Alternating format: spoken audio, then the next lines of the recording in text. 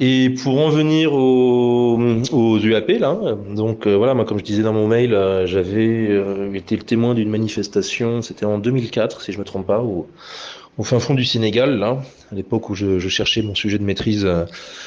Et donc, j'étais allé faire une petite mission de terrain.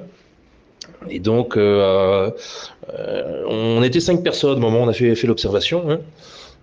Il y avait 2 Européens qui étaient avec moi, un copain qui était avec moi en fac d'histoire africaine aussi à la Sorbonne, et puis un gars qu'on avait rencontré qui était en thèse de biochimie, qui se prenait 3 mois de vacances pour se faire un petit tour en Afrique, là, sac à dos et en mode baroudeur.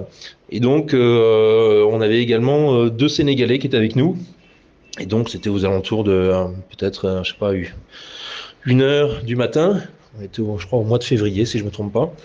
Et en fait, en raccompagnant un des Sénégalais qui habitait à l'autre bout du village, on était à Kédougou. Kédougou, la terre des hommes en Bambara. Donc, en raccompagnant un des Sénégalais qui était à l'autre bout du village, au moment où on arrive devant le grand baobab, c'est comme si on reçoit quelques gouttes, ce qui nous avait semblé étrange parce qu'on était en saison sèche. Et on regarde dans l'air, et là, on voyait que bon, c'est comme si les étoiles scintillaient par alternance, en fait. Alors, je me demande si c'était pas dû à un voile nuageux qui aurait pu, voilà, faire que certaines étoiles scintillaient de manière plus ou moins forte.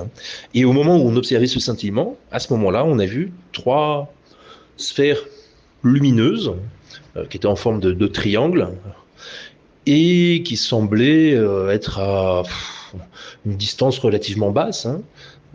On avait mesuré ça avec les arbres qui étaient autour de nous, mais c'est l'équivalent peut-être de trois arbres. Donc on est, on va dire, en dessous de 100 mètres, hein. Pas un bruit. Lumière blanche, oui, plutôt blanche, pas bleutée, blanche. Et le temps qu'on se regarde, qu'on lève les yeux au ciel, le truc avait disparu.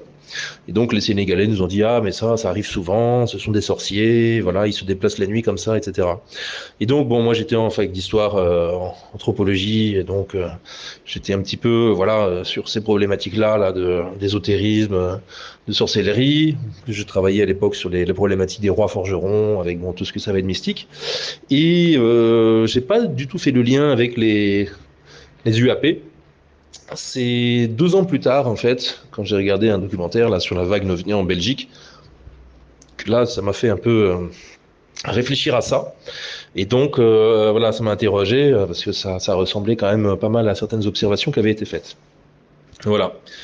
J'avais vu un autre truc aussi un peu bizarre quelques années plus tôt en Afrique du Sud, quand j'étais à mon balcon. Et voilà, parce que là où j'étais, mon balcon qui donnait sur Johannesburg, parce que j'étais dans la banlieue. Et donc, sur le balcon, je voyais le couloir aérien, hein. Et donc, j'avais l'habitude de voir des avions qui circulaient bon, d'un sens à un autre. Et un soir, j'ai vu un objet qui semblait, on va dire, se rendre dans une direction perpendiculaire. Et donc, en voyant cet objet, je me dis, mais ah, il y a un autre avion qui arrive là, c'est comme si les objets vont se toucher. Et donc, je regarde, j'attends, et au moment où le deuxième objet, celui qui n'était pas sur le couloir aérien, au moment où il est arrivé au niveau de l'avion, le truc a disparu. Et ça aussi, c'était quelque chose qui m'avait, bon, quand même assez troublé. Donc voilà, 2 petites observations bon, qui ont été faites hein, à mon humble niveau. Et puis après, au-delà de ça, voilà, quand je suis retourné habiter en Afrique dans les années 2011, voilà, j'ai un petit peu échangé avec des amis, notamment au Bénin, au Mali, sur ces problématiques-là, en lien avec les croyances traditionnelles. Et donc, voilà, on m'a fait part d'un certain nombre d'observations qui étaient perçues comme soit des manifestations, bon, des entités vaudou ou autres, mais selon ma lecture, c'était une description d'un UAP.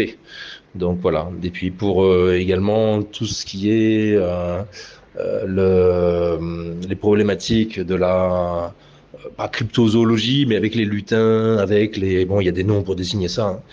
Je crois que tu avais évoqué ça aussi dans certaines interviews. Au Mali, on les appelle les Wokoloni. Au Bénin, Nigeria, c'est les Haziza. Et en fait, la description qu'on en fait est assez proche des descriptions pas des abductions, mais en fait, voilà, de te faire réveiller au milieu de la nuit. Tu te retrouves entouré de ces petits êtres et c'est comme si tu te lèves et tu n'as pas vraiment le contrôle de ton corps et tu vas les suivre. Alors généralement, tu vas les suivre jusqu'à un grand arbre où là, tu commences à, bon, à jouer ou à faire différentes activités. Et là aussi, j'étais assez perplexe quand tu voyais les similitudes qu'il pouvait y avoir avec des observations, enfin avec des expériences d'abduction.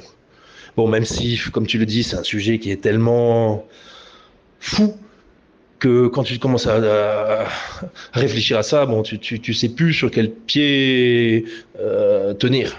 C'est ça qui, pour moi, est le plus troublant de ce phénomène. C'est comme dès qu'on vient à parler de tout ce qui est euh, euh, télékinésie ou comment ça s'appelle télépathie, c'est des choses qui sont pour lesquelles on perd pied en fait, parce qu'on n'a pas aujourd'hui d'éléments scientifiques ou de recherche tangibles. Donc c'est assez délicat hein, de pouvoir traiter de ces questions-là.